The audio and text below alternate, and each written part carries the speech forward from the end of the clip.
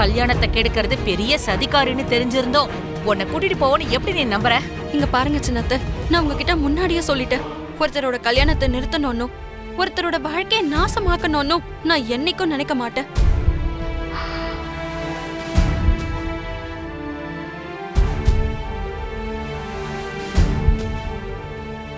நான் உண்மையை சொல்றதுக்கு தான் முயற்சி பண்ணேன். அதை நம்ப நீங்க தான் தயாரா இல்ல. இதுதாம்மா, இதுக்காக தான் உன்னை எங்க கூட வர வேண்டான்னு சொல்லிட்டு இருக்கோம். அங்க வந்தோ நீ நான் உண்மையை சொல்றேன், அதுக்கான ஆதாரங்களை காட்டுறேன்னு சொல்லிக்கிட்டு உன் இஷ்டத்துக்கு எதையாவது கண்டபடி உளறிக்கிட்டு இருந்தா ஜெகதீஸ்வரியோட குடும்பம் அதுக்கப்புறம் எங்க மூஞ்சிலே முழிக்க மாட்டாங்க. சித்தி, அங்க இந்த கல்யாண விஷயத்தை பத்தி பேச வேண்டான்னு முன்னாடியே லட்சுமி கிட்ட சொல்லிடுச்சு.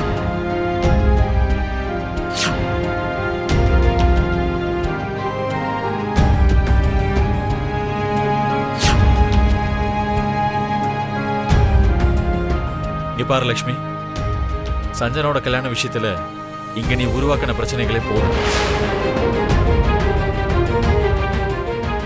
அங்க போனதுக்கு அப்புறம் இத பத்தி நீ எந்த டிஸ்கஷன்ஸும் வச்சுக்க கூடாது. அதெல்லாம் தேவையில்லை மத்து.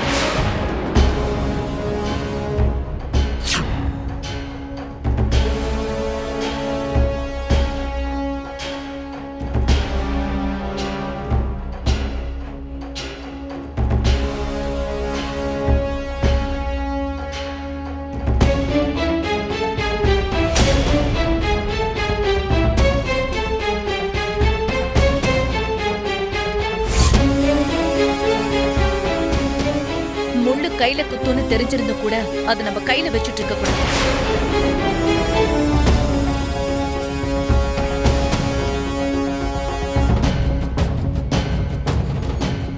இதுவும் அப்படிதான் மித்ரா. லக்ஷ்மி அங்க வந்ததுக்கு அப்புறம் ஏதாவது வாய் தவறி பேசிட்டா நமக்கு தேவையில்லாத பிரச்சனைகள் தான் வரும்.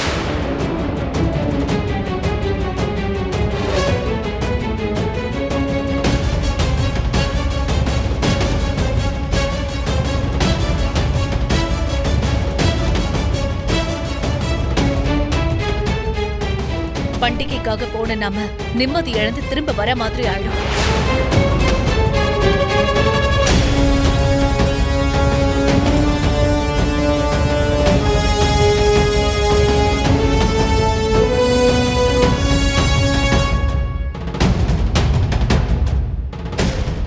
அதுக்காக இப்படி பிரிச்சு பாக்குறதும் கரெக்ட் இல்ல அரவிந்தா.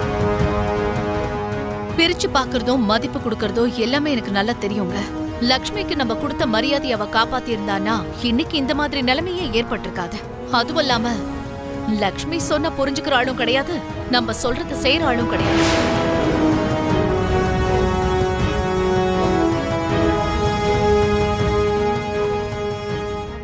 எல்லாம் தெரிஞ்சு இவளை கூட்டிட்டு போனா தேவையில்லாத பிரச்சனைகளை நம்ம தான் ஃபேஸ் பண்ணியாகும்.